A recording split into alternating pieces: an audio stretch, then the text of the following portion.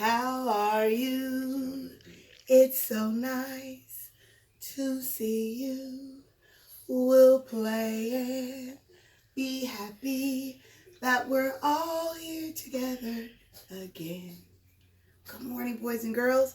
Welcome to day 2. This is Tuesday for our ELA time here with me, Miss CJ. I am so excited.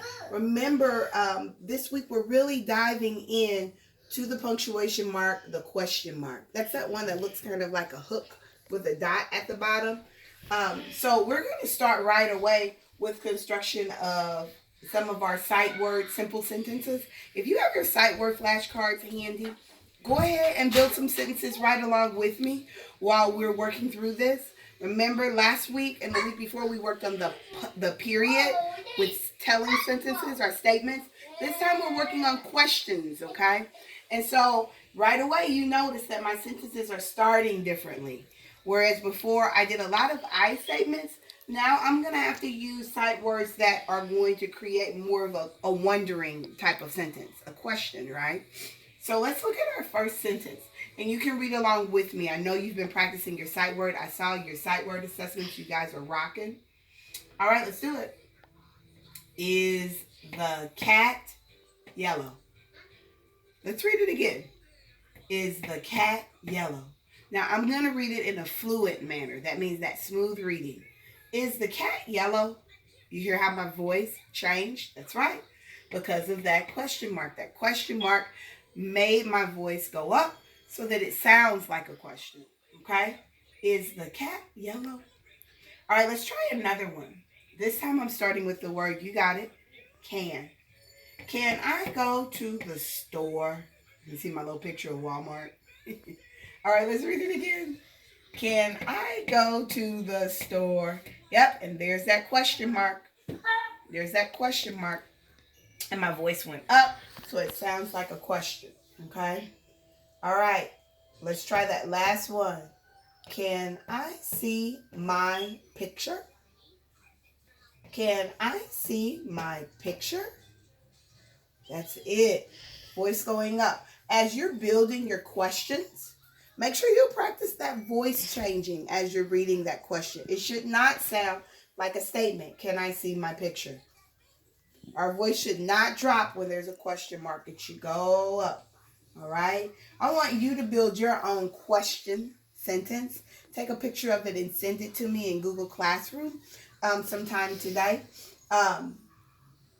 Just so I can get an idea of if you're understanding what we're talking about with question sentences. And remember, you can always ask questions in Google Classroom, and I'll send feedback when I return your assignment to you, letting you know that I got a chance to look at it. All right, guys, let's jump into our segmentation of words and sentences. Remember, we've gotten a little trickier with level 2. And I'm going to read sentences that are all questions since we're really diving into questions. Are we ready? When is the party over? When is the party over? All right, let's count. When is the party over? That's 5. Remember, party is one word. All right, let's try another one. Did you hear that noise? Repeat.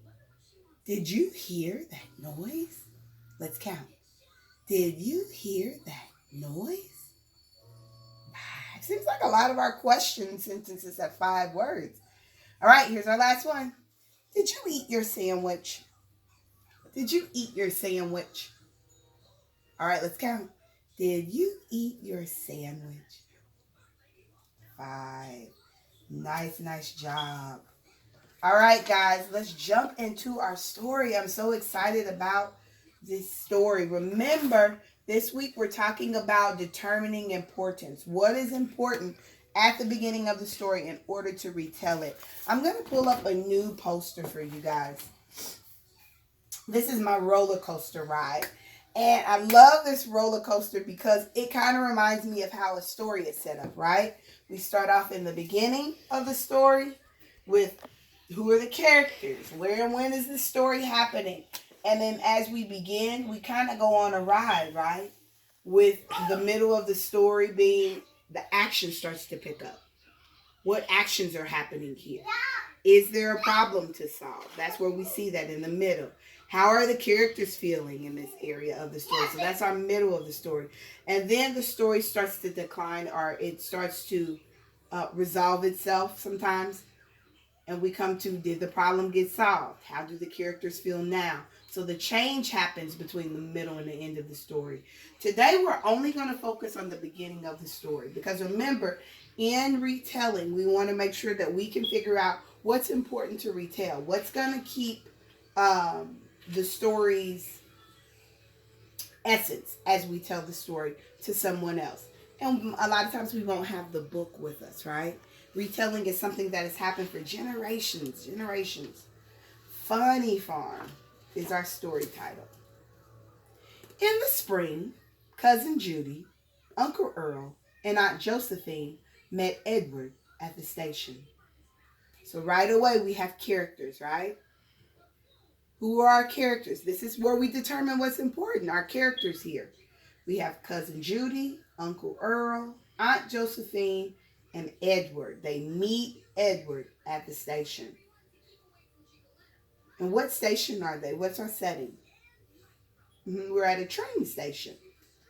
Now, is our setting going to change based on our picture walk? Yes, it will. We're going to leave the train station. We're heading into the farm. Good. There we are, right there on the farm. It is Edward's first visit to Hawthorne Farm. So Edward must be our main character. It's his first visit to Hawthorne Farm. Right away, when I think about Edward and this being his first visit, that means there's a lot of things about farm life Edward doesn't know, right? If this is his first visit there, there's going to be a lot of things he has no idea about. He doesn't really know how farms work. He doesn't really understand the chores that are going to happen. All right? In the morning, everyone gets up early. That explains that yawning. And that also explains his clothing, right? What does his clothing tell us about him? That he's probably a city dog, right? Yeah, because no one else out here has on a three-piece suit, right? That's something to remember about him. That's a part of the detail that lets us know that he's never been on a farm. He doesn't even know how to dress. So he's got to get up early. So that's something to remember. Uncle Earl shows Edward how to milk a cow. But look at Edward. Is Edward learning how to milk the cow? What is Edward doing? Yes, he's asleep. There is no learning happening. Not at all. That's something that we probably should remember, right? When it was time for Edward to learn, he was too busy sleeping because he was tired. It was so early. Judy helps Edward feed the pigs. Look at Edward. And so this is where the problem starts to arise. Okay? What problem do you think is happening in this story? That's right. Because he's a city dog and this is his first time on the farm, he's going to start making all kinds of mistakes. And look at the pigs laughing at him. This one here is about, oh my God, look at him. He's so ridiculous. All right. We're going to stop right here. Let's determine what's important in order to retell the beginning of this story. Okay? So first of all, I don't need to say Uncle Earl, Aunt Josephine, blah, blah, blah, blah, blah, met him at the station. I could, if I'm retelling the story, I might say Edward arrived at the train station to meet his family. Right? I could say that for a retelling. This was his first time visiting the Hawthorne Farm. Or this is his first time meeting or visiting his family farm. Edward arrived at the station and met his family. This was his first visit to the Hawthorne Farm. He didn't realize that they get up early in the morning to do chores. See how I'm telling you the important parts? I've determined that's important because that's going to help tell all of the problems that arise. He wasn't prepared for the early morning rise. He was tired. And because he was asleep, he couldn't learn how to milk the cow from Uncle Earl. Uncle Earl showed him. He also had a hard time feeding the pigs.